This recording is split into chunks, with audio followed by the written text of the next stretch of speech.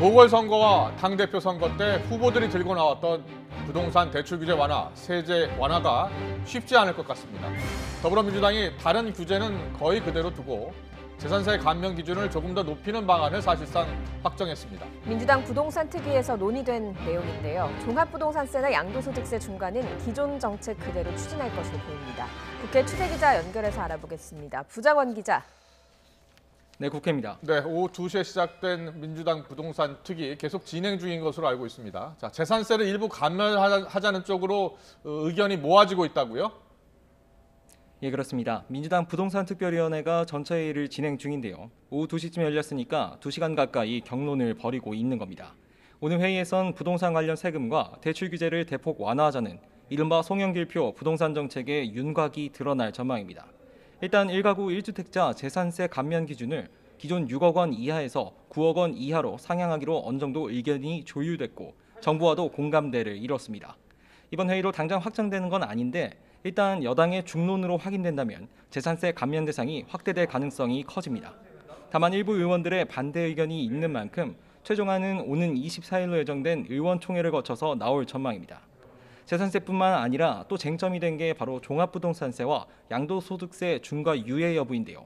윤호중 원내대표를 비롯해 당내 부정적 여론이 큰 상황이어서 종부세 부과 기준은 그대로 유지하고 양도세 중과세는 유예 없이 6월부터 실시할 가능성이 높습니다. 송영길 대표가 제안했었던 주택담보대출 비율 LTV 90% 완화 등 대출 규제 방안도 현재로선 추진이 쉽지 않아 보입니다. 그동안 부동산 정책 완화에 제동을 걸어온 강병원 최고위원은 오늘 아침 CBS 라디오에 출연해 재산세를 뺀 나머지 규제는 그대로 추진될 거라고 선을 그었습니다. 국민의힘은 늦었지만 다행이라면서도 재산세 감면 확대만으론 실효성이 있겠느냐고 의구심을 드러냈습니다. 국민의힘 부동산시장 정상화 특별위원장인 송석준 의원은 YTN과의 통화에서 양도세와 종부세, 공시지가에 대한 조정까지 종합적으로 봐야 한다고 지적했습니다. 이어 국민의힘은 그동안 검토한 내용을 종합해 이르면 내일 획기적인 부동산 대책을 내놓을 방침이라고 덧붙였습니다. 네, 여야 정치권 상황도 짚어보겠습니다. 민주당에서는 이재명 경기지사가 오늘 싱크탱크를 출범하면서 본격적인 대선 새몰이에 나섰는데요. 국민의힘은 나경원 전 의원 그리고 이준석 전 최고위원 등의 출마 선언으로 당권 경쟁 대진표가 짜인 거죠. 네, 그렇습니다. 이재명 경기도지사의 싱크탱크 역할을 할 대한민국 성장과 공정을 위한 국회 포럼, 줄여서 성공포럼이 오늘 출범식을 가졌습니다. 공동대표를 맡은 김병욱 민형배 의원을 포함해 현역 의원 34명이 참석했는데요. 최근 15,000명 규모의 외곽 지지 모임이 출범한 데 이어서 이 지사의 대권 행보를 위한 세력 결집이 본격화하는 모습입니다. 출범식에 참석한 이재명 지사는 성공포럼이 지향하는 성장과 공정의 가치를 언급하면서 자신이 평소 국가적 과제로 주장했던 공정성장의 기치를 거듭 강조했습니다. 직접 들어보겠습니다. 공정성의 회복이 성장의 토대가 됩니다.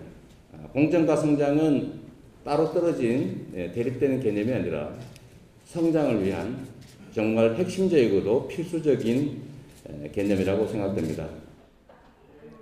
이 지사의 경쟁자인 이낙연 전 대표와 정세균 전 총리는 이미 캠프 구성 논의에 들어간 데 이어서 이재명 지사까지 진용을 갖추며 이제 이른바 빅3 주자간 지지세 경쟁이 본격화되고 있습니다.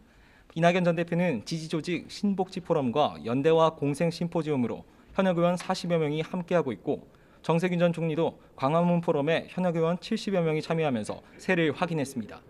이미 대권 경쟁에 돌입한 민주당과는 달리 국민의힘은 오는 6월 11일 전당대회를 앞두고 차기 당권 경쟁이 치열해지고 있습니다. 그동안 당권 도전을 고민했던 나경원 전 의원이 고심 끝에 당대표 출마를 공식으로 선언했고 일찌감치 출마를 선언했던 이준석 전 최고위원도 오늘 당대표 경선 출마를 공식화했습니다. 두 사람의 출사표 직접 들어보겠습니다. 당대표로 나서는 것이 맞는지 많이 고민했습니다. 어려운 이 당대표 자리를 맡아서 이 대한민국 국민이 승리하는 그런 정권 교체를 반드시 이루어내야 되겠다 하는 그러한 각오로 이 자리에 섰습니다. 이제 솥을 깨고 배를 가라앉혀야 합니다. 더 이념 논쟁과 지역 구도로 우리가 확장할 수 있는 지지층은 없습니다.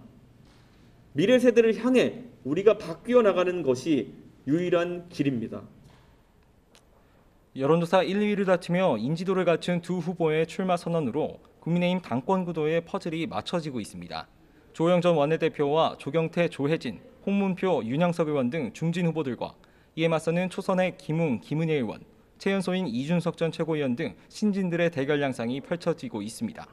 지금까지 당대표 출마를 선언한 후보는 모두 10명인데 오는 28일 예비경선에서 컷오프를 통해 5명으로 압축될 전망입니다. 초반 판세만 놓고 보면 중진들은 정치 경륜과 당원들의 지지를, 신예들은 개혁과 쇄신을 기치로 일반 국민 여론조사에서 강점을 보이며 당권 경쟁의 기치에 관심이 쏠리고 있습니다. 지금까지 국회에서 YTN 부장원입니다.